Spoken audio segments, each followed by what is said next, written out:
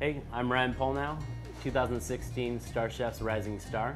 We're here in my restaurant, Aatche, in San Francisco, California. We're gonna get into the kitchen and prepare a dish based off of Canary Island style potato. And we're doing all that utilizing the Seaweed Prep 3. So let's get into the kitchen and get this thing started.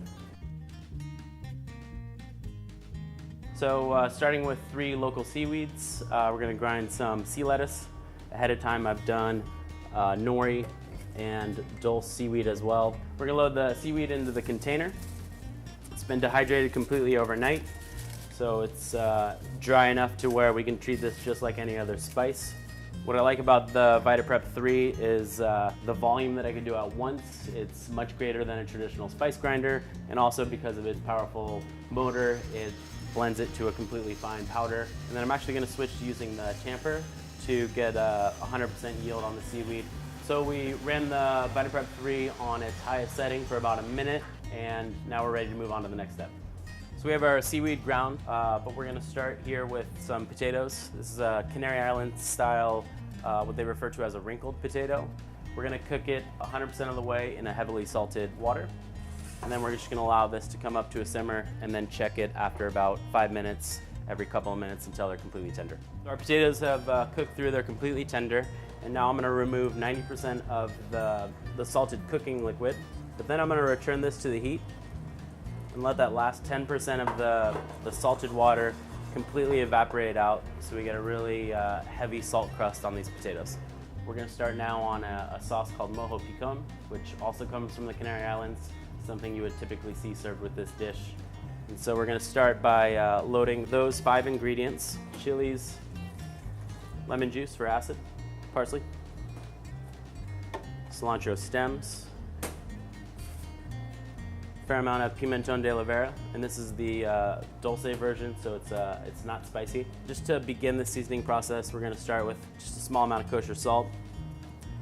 We're gonna turn this into a paste first, and then with the variable speed of the blender, slowly emulsify in extra virgin olive oil.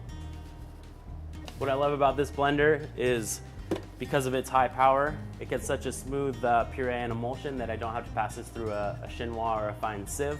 It's completely ready to go, so I'm gonna reserve this for the final dish. So we have most of the components to this dish completely ready to go. This, I think, is a really cool technique.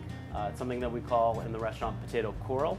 What I love about this blender is because of, again, that power, we can put something like a raw potato in here and it's gonna puree into a completely smooth consistency. So once we have what appears to be a loose tempura batter consistency, we can transfer this to a squeeze bottle so we can slowly drizzle that into the fryer. We're gonna transfer that and then we'll head to the fryer to make the finished product. So we have our puree that we made in the Seaweed Prep 3, and then carefully, obviously because we're going to a very hot deep fryer of oil, drizzle this in. And now as this fries and the moisture evaporates off, we're gonna slowly collect it so we get one mass. We're gonna drain this out very carefully, and we can move on to the next step. So straight from the fryer, we're gonna season these potatoes. You wanna do this while it's hot so it adheres to the potato crumb. First with the dulse, and then this is a mix of the sea lettuce as well as some nori seaweed that's been dehydrated and ground. So we have all the components ready to go. We're gonna finish plating this tapa here at Aatche. It's gonna start with mojo picon. It's a pretty strong flavor, so we're just gonna do a small amount. What we made here is an emulsion of jamon iberico and butter, treated just like a traditional hollandaise, but built also in the Seaweed Prep 3. We're gonna add just a small amount of that same dulse seaweed, adding another layer of flavor. And then from there, our potatoes have just warmed through. This is sea urchin from Santa Barbara.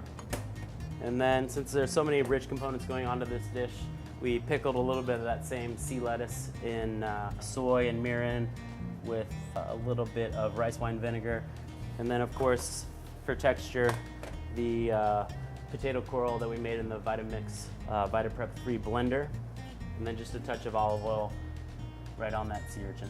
And there you have it. This is the Canary Island style potatoes with mojo picon, jamon emulsion, and Santa Barbara sea urchin.